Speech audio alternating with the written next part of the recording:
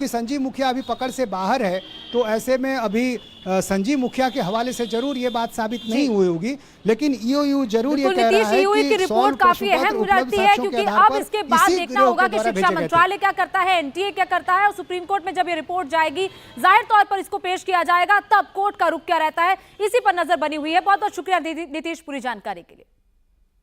वहीं NEET paper leak case में CBI का एक्शन शुरू हो गया है। पहली एफआईआर दर्ज हो गई है। पेपर कहां लीक हुआ, पेपर किसने लीक करवाया, डिटेल्स सामने आने लगी है। लेकिन सब कुछ इतने ऑर्गेनाइज तरीके से कैसे हुआ, इसका जवाब हासिल करना भी बाकी है। आज 5 राज्यों के 6 सेंटर्स पर ग्रेस मार्क्स पाने वाले 1563 छात्रों का पेपर हुआ, लेकिन 813 छात्रों ने ही दोबारा पेपर दिया। 750 छात्र गायब रहे। चंडीगढ़ के सेंटर पर तो कोई परीक्षा देने पहुंचा ही नहीं, और इसका कारण है नीट पेपर लीक में हो रहे नए नए खुलासे और एक्शन।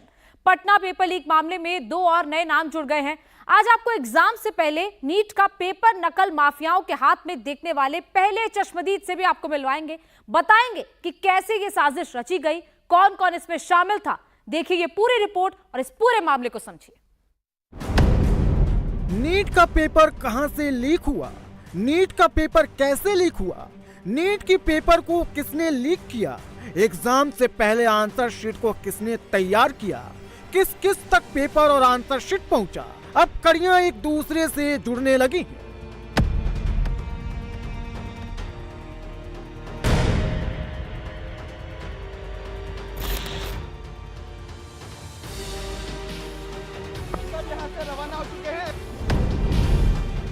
नीट का पेपर कहां से लीक हुआ और कैसे ये पटना पहुंचा, इसका पता चल गया है। पटना ईओयू की टीम ने पेपर लीक के उलझे सभी सवालों को सॉल्व कर लिया है। पटना पुलिस जैसे ही स्टेट बॉर्डर क्रॉस की, नीट पेपर लीक का सबसे बड़ा खुलासा हो गया। नीट एग्जाम के लिए नकल माफियाओं ने सेंटर पटना में चुना, लेकिन पेपर लीक हजारीबाग में किया, फिर उसे सॉल्व किया गया। इसके बाद पेपर और आंसर शीट चिंटू के फोन पर पहुंचा, जहां पिंटू, अमित आनंद, नीतीश कुमार और सिकंदर 25 परीक्षार्थियों के साथ पहले से मौजूद थे।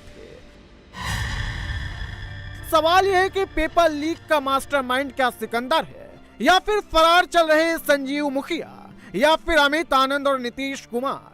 चिंटू के फोन पर सॉल्व आंसर शीट किसने भेजा। पटना में लर्न प्ले स्कूल से बुकलेट नंबर 61364888 का पेपर मिला था। वो हजारीबाग के इसी ओएसिस स्कूल का था। इसी बुकलेट नंबर के question paper learn play school में जले हुए मिले थे।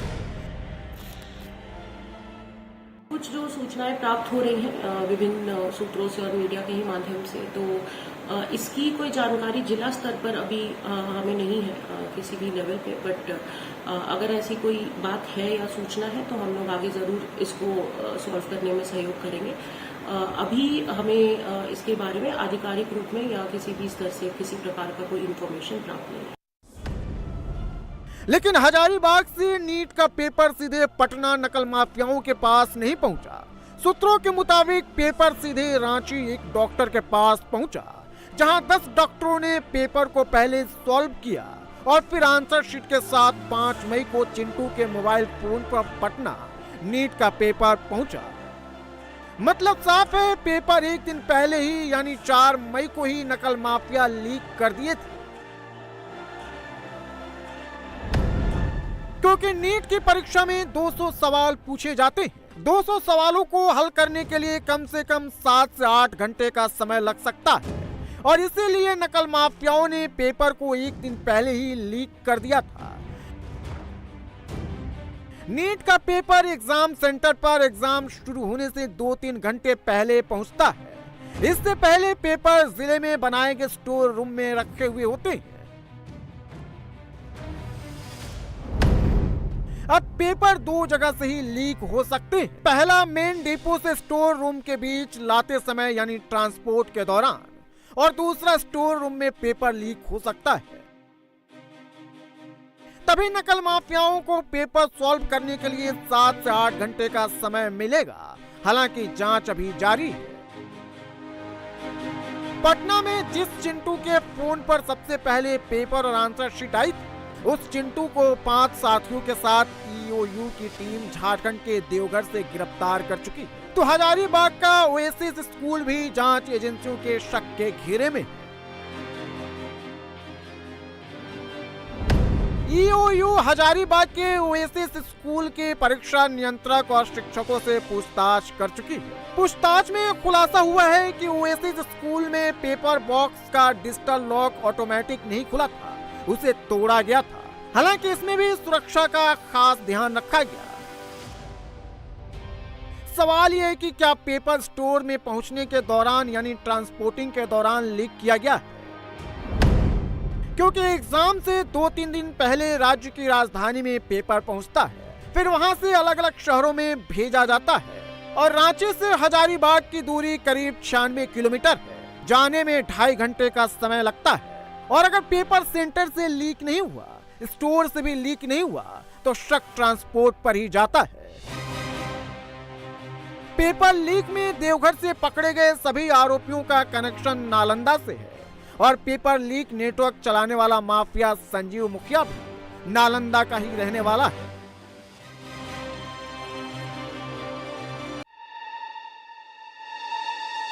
चिंटू भी नालंदा का ही रहने वाला है और पटना के खेमनी चक के इसी लर्न प्ले स्कूल में 4 और 5 मई की रात को नकल माफियाओं की पूरी गैंग रुकी हुई थी और यहीं से पेपर लीक की साजिश को पूरी तरह से अंजाम दिया गया। यहीं से पुलिस को जले हुए क्वेश्चन पेपर मिले थे। सब यहां से रवाना हो चुके हैं और सिकंदर, अमित आनंद, नीतीश कुमार के बाद पेपर लीक में 2 नाम और जुड़ गए, मनीष प्रकाश और मध्यम। नकल माफियाओं के लिए मनीष और मध्यम ने ही रूम बुक करवाए थे और इन्हें आशुतोष नाम के इसी शख्स ने किराए पर कमरा दिया था।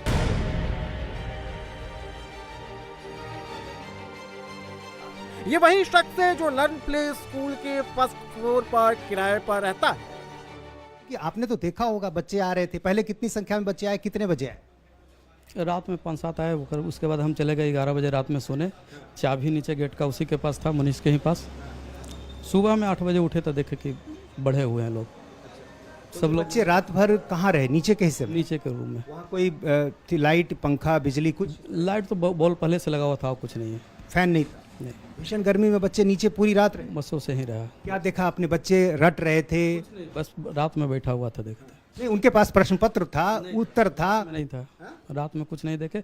कल होकर के 10 बजे के बाद देखे वो लोग, जो भी है कागज वगैरह 10 बजे के बाद।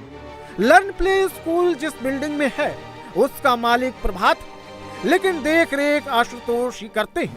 आशुतोष ने ही नकल माफियाओं को ठहरने के लिए किराए पर घर दिया था। आशुतोष वो शख्स हैं जिसने पहली बार नकल माफियाओं के हाथ में नीट का पेपर देखा। हम बोले भी उसको कि तुम निकलो निकलो निकलो, लेकिन क्या संदेह हुआ? क्या, किस बात को देखकर संदेह? उसी तरह के जो बच्चे लोग बात कर रहा था उसी तरह से। क्या बात कर रहे थे? हमसे ही एक बच्चा बोले कि हमको पेपर कब मिला। हमके पेपर किस चीज़ का पेपर? तो कि हमको तो यहाँ सिर्फ आपको रखने के लिए रात को रुकने के लिए दिया गया था। ये सब तो हमको जानकारी नहीं है, हमको कुछ पता नहीं इसके मामले में। फिर मनीष से पूछा तब कि आधा घंटा में चल जाएगा, आधा घंटा में चल जाएगा। अच्छा, यानी आपको पता चल गया था कि क्वेश्चन बच्चों को आंसर मिल चुका है? नहीं, उस समय नहीं था। जिस समय उससे बच्चों से ने कहा ना कि छात्रों ने कहा कि क्वेश्चन मिल 10 बजे के बाद ही इस तरह के कंफर्मेशन हुआ कि लोग के पास आ गया है। और फिर ऑप्शन देखा आपने ना? देखे 10 बजे के बाद हम देखे। परीक्षा 2 बजे से थी, 10 बजे के बाद आपने देख लिया प्रश्न पत्र था उनके पास? हाँ, देखे समय देखे। तो यानी ये वो चश्मदीद है जिसने प्रश्न पत्र देखा है। सबसे बड़ा चश्मदीद आप कह सकते हैं जिसने प्रश्न पत्र 10 बजे देख लिया था। परीक्षा 2 बजे से थी, प्रश्न पत्र आपने देखा। मैं दूसरी बार पूछ रहा हूं। 10:30-11 के बीच में हमने लोग के हाथ में पेपर देखा है। मनीषे के हाथ में पेपर में देखा।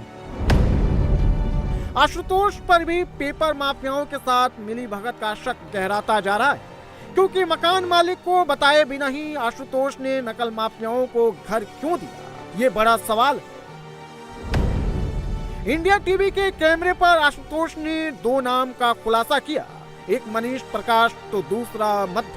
आशुतोष से कमरे के लिए मनीष ने संपर्क किया और मनीष से कमरे के लिए मध्यम ने। सवाल यह है कि मध्यम को कौन आदेश दे रहा था? क्या जो मध्यम को आदेश दे रहा था वही सबसे बड़ा नकल माफिया है?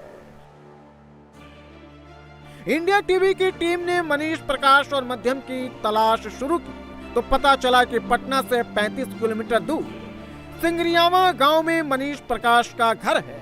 इंडिया टीवी की टीम जब पहुंची तो घर अंदर से बंद था। आशुतोष ने इंडिया टीवी से बातचीत में ये कहा कि मनीष नाम का लड़का उसके पास आया था ये कहने के लिए कि वो कुछ छात्रों को, परीक्षार्थियों को नीट परीक्षा के लिए यहाँ रखवाना चाहता है और इसलिए हम पहुंचे हैं अब मनीष के घर। मनीष के घर का दरवाजा हम खटखटा रहे हैं लेकिन ये कोई खोल नहीं रहा है। मनीष है? मनीष? मनीष है? मनीष कहाँ गया है? कुछ देर बाद अंदर से दरवाजा खुला तो गेट पर एक उम्रदराज महिला मिली जो खुद को मनीष प्रकाश की मां बता रही थी। पहली बार मीडिया का कैमरा देखकर मनीष की मां डरी हुई दिखी। शायद उसे अपने बेटे मनीष की गलती का पता चल गया था। पटना के खेमनी चक में लर्न प्ले स्कूल में परीक्षार्थियों को मनीष ने रखवाया था। हम पहुंचे हैं मनीष की तलाश में उसके घर। मनीष की मां हमारे साथ हैं। क्या नाम है आपका? सुषमा देवी। मनीष अभी कहाँ है? अभी सर पटना में रहता है। लेकिन मोबाइल बंद है उसका। हो सकता है बंद, हम तो अभी नहीं किए हैं। आपसे बात कब हुई है पिछली बार? 3 दिन हुआ है सर। अच्छा। तो आपको जानकारी मिली है कि मनीष की बात क्यों सामने आ रही है? हम लोग क्यों मनीष को ढूंढ रहे हैं? तो हम सुन रहे हैं कि प्रभात भैया के रूम में वो खोजा था तो ये बता दिया था कि भैया इनको लोग के दे दीजिए। नहीं, सिर्फ बताया ही नहीं था बल्कि उन बच्चों के साथ पूरी रात घर में रहा था। हम जानते हैं जो बोलते हैं और हमको क्या पता है।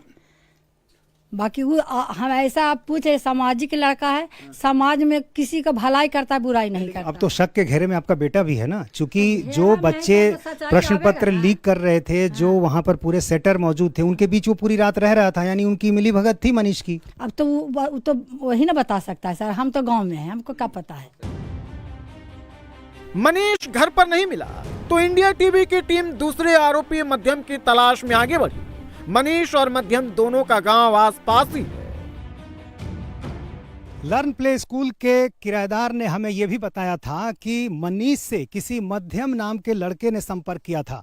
यानी मध्यम को ढूंढना भी जरूरी है, क्योंकि मध्यम ही वो आखिरी कड़ी है जो परीक्षा माफियाओं से जुड़ा हुआ था। इसलिए हम मध्यम की तलाश में अब उसके घर की तरफ जा रहे हैं।